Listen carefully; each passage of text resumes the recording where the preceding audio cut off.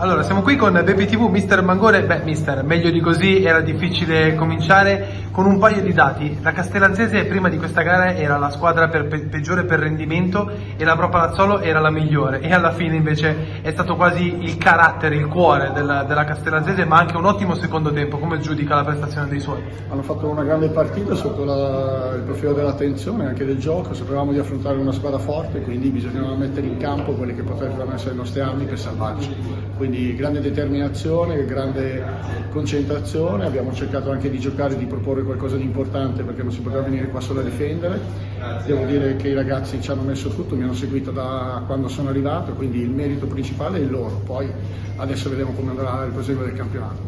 A livello di prestazione, da sottolineare un Mario Chessa ancora una volta decisivo con gol e assist, che non è solo un punto in più in campo, ma sembra essere proprio un riferimento per i compagni, detta movimenti, li segue, è proprio come avere un leader vero e proprio. Ma sì, è un giocatore importante per questa categoria, sapevo che l'ho affrontato anche in altri anni, quindi so che è un giocatore importante, ho cercato di creargli quegli spazi per potersi esaltare, per quelle che sono le sue qualità, ma devo dire che al di là di lui hanno fatto tutti bene, anche Colombo ha fatto benissimo, gli esterni, tutti i riparti hanno giocato con grande attenzione, hanno cercato di proporre qualcosa di diverso e quindi questa è la cosa più positiva per me. A livello di classifica, a livello di scontri, adesso arrivano altre partite importanti, arrivano scontri diretti, è un successo che vi ridà morale, che ridà ovviamente ossigeno alla classifica e soprattutto adesso c'è la volontà di tornare a vincere in casa?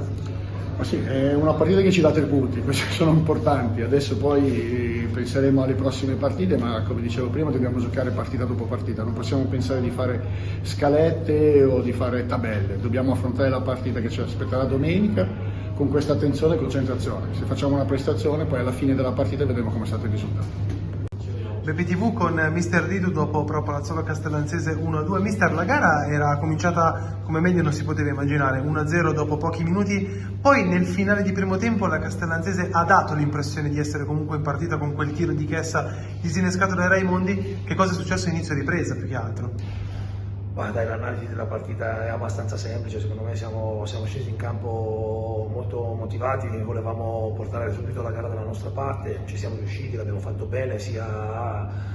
secondo me nella gestione della palla sia nelle pressioni. Diciamo che per 20-25 minuti ho visto una squadra molto determinata nel conquistare il risultato, poi bisogna capire che non tutta la partita può andare come vogliamo, ci sono anche dei momenti che l'avversario è normale che riesca ad avere un po' più di predominio magari di possesso. Secondo me in quel momento lì siamo andati un po' fuori giri, abbiamo perso un po' di distanze, abbiamo perso le nostre pressioni, quelli che ci fanno poi magari recuperare palla, che ci danno certezze e eravamo riusciti a portare il primo tempo a termine sull'1-0, poi purtroppo 20 secondi l'inizio del secondo tempo ci ha un po' tagliato le gambe, siamo andati in confusione, questo una squadra come la nostra non deve fare, deve un attimo resettare, cercare di stare nella partita. Oggi purtroppo su queste 2 palle laterali siamo stati disattenti e siamo stati puniti, abbiamo pagato a caro prezzo, poi la partita diventa una partita difficile, abbiamo anche provato a reagire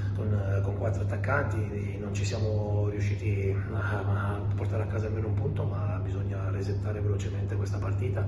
giocarsi tutto quello che abbiamo domenica prima della sosta e poi vedere che rush finale dobbiamo affrontare. Le chiedo, mister, c'era la sensazione che magari a inizio secondo tempo la gara fosse stata presa in secondo tempo principalmente, con un po' più di leggerezza, perché il gol arriva praticamente dopo pochi secondi e la squadra praticamente si disunisce, perché dopo costruisce ma fa fatica ad arrivare proprio a concretizzare? C'è questa sensazione? Sì, siamo stati colpiti a freddo, diciamo così, e purtroppo non bisogna abbassare la guardia mai, tante volte ci è capitato di andare in vantaggio dopo pochi secondi e oggi abbiamo preso il gol del pari dopo 25 secondi, credo su una palla respinta, poi spizzicata e una palla laterale. Abbiamo concesso il tiro troppo facile a Chessa e il rammarico viene dopo perché siamo stati troppo confusionari, ci siamo fatti prendere un po' troppo dalla dalla frenesia, dal voler vincere la partita, bisogna magari avere un po' più di lucidità in quel momento, ma non era facile. I ragazzi hanno dato tutto, come tante volte gli sono stati fatti complimenti. Oggi purtroppo gli episodi sono stati negativi, ma ci abbiamo provato, magari in maniera confusionaria, ma